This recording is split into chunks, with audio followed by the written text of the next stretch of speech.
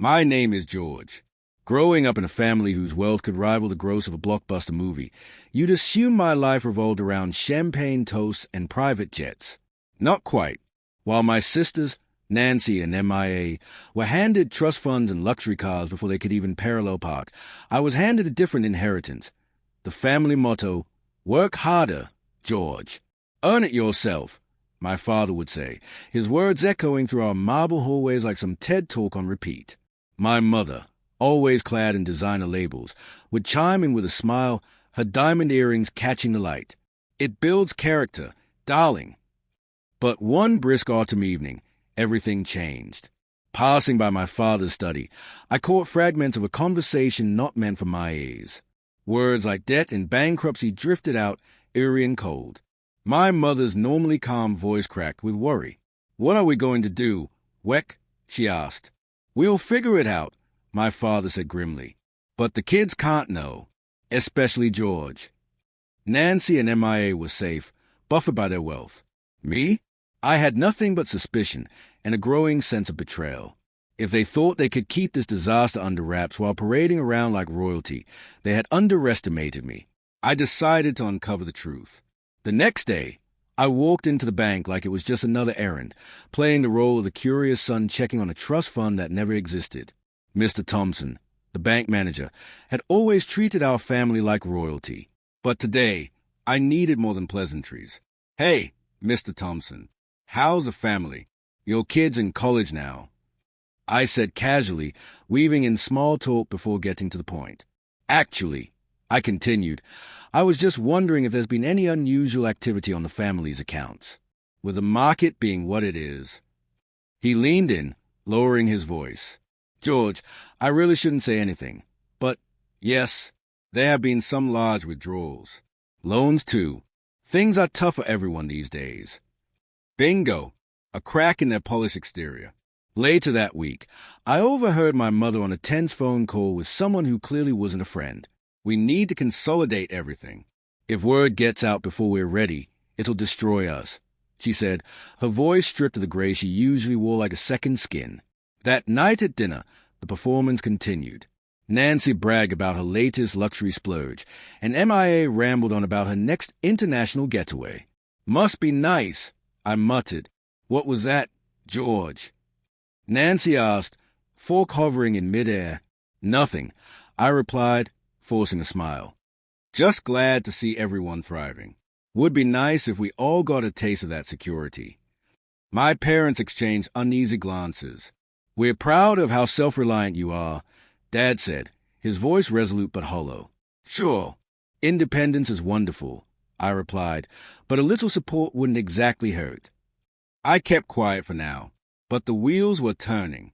The game had begun, and I wasn't planning to lose. The family reunion was the perfect battleground. Laughter, clinking glasses, and fake smile filled the room. As the toast began, I stood tall, glass in hand. To family, I started. To the bond that hold us together, and the truths that define us. Everyone cheered, raising their drinks. But I wasn't done. And to the hard truths, like the fact that while some of us live in comfort, the rest of us are standing on the edge of collapse. Silence. My mother's face drained the color. "George, what are you talking about?" she asked, trembling. "The debt, Mom. The massive debt you and Dad have been hiding. The financial time bomb threatening to take everything down. While you pampered Nancy and MIA." Gasps. Nancy and MIA looked between our parents and me, their faces twisting in disbelief. "George, enough." Dad barked, trying to regain control. "This isn't the time or place." "But it's true, isn't it?" I countered, pulling papers from my jacket. "Hey, bank records, loans, withdrawals. You've been borrowing against everything to keep up appearances." Nancy snatched the documents and flipped through them, her eyes wide. "This can't be real. Our trust funds, are they?" Compromised, I confirmed, locking eyes with her. "All of it, just to maintain the illusion." MIA stood, her voice sharp. "You knew about this and let us keep spending? What kind of brother does that?" "The kind who wanted to wake you up," I shot back. weigh in this because of their choices. Not mine. Chaos erupted. Voices clashed. Accusations flew. My parents tried to steer the situation into private, but it was too late. The truth was out. The fantasy was dead. Trust, the one thing that wants to find us, was as empty as their accounts. As the reunion disintegrated into shouting and betrayal, I took a step back. The curtain had finally been pulled. The real show was just beginning. In the days that followed, silence wrapped itself around me like a cold fog. I had become the outcast, the traitor, the one who shattered the lie we all lived in. I packed my things and walked away, leaning on a few loyal friends for support. Then one day, a message lit up my phone. Nancy, you've destroyed this family. Don't expect any of us to ever forgive you. I stared at the screen, the weight of it pressing into my chest. And then I responded, quietly, honestly. I did it for all of us, Nancy. One day, I hope you'll understand. No reply. With my family ties frayed and fragile, I turned to the only thing I still had, my own future. Even with everything falling apart around me, one truth remained. I still had control over my future. Instead of wallowing in bitterness, I poured my energy into creating something authentic, something built on transparency, not illusion. That's when I launched my financial advisory blog. Managing money, I wrote in my first post, isn't about how much you have. It's about how wisely you handle it. The response? Overwhelming. People were desperate for straight talk about money, something I never got from my own family. As the blog gained momentum, messages began pouring in. Thank you, George, one reader wrote. Your post on tackling debt helped me turn things around. How did you learn all this? I responded, carefully choosing my words. I shared fragments of my journey, avoiding full disclosure. Life has been a tough but effective teacher. I'm just glad it's helping someone else now. Another message came from a woman named Amanda Reed. Your thoughts on financial independence are inspiring. Going it alone can be brutal, can't it? It is, Amanda, I replied. But building something of your own, that's the kind of wealth no one can strip away. These strangers, people I'd never met, offered more connection and support than my own family. Over time, my blog evolved from a simple platform to a thriving community.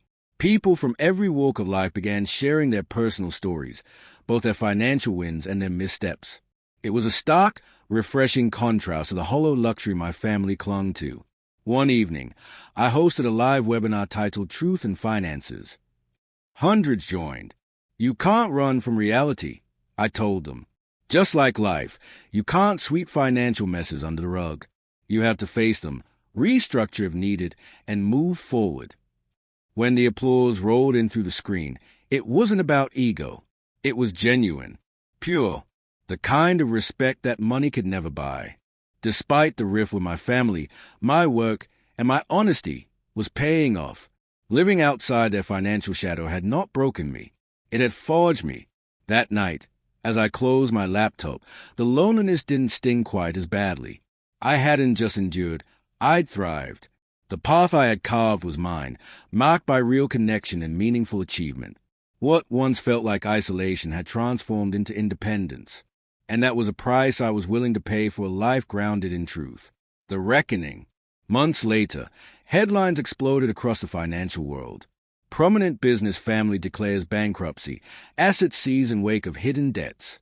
My parents, once the embodiment of success, had become cautionary tales. Their empire crumbled under the weight of years of denial. And with it, Nancy and Mia's trust funds vanished like fog in morning sunlight. I sipped my coffee, the bitterness on my tongue matching the bittersweet feeling in my chest. Vindication, yes, but sorrow too. My phone buzzed nonstop with pings from blog readers. One message stood out. George, I just saw the news about your family. How are you holding up? Jenna, I typed back. Thanks for checking in.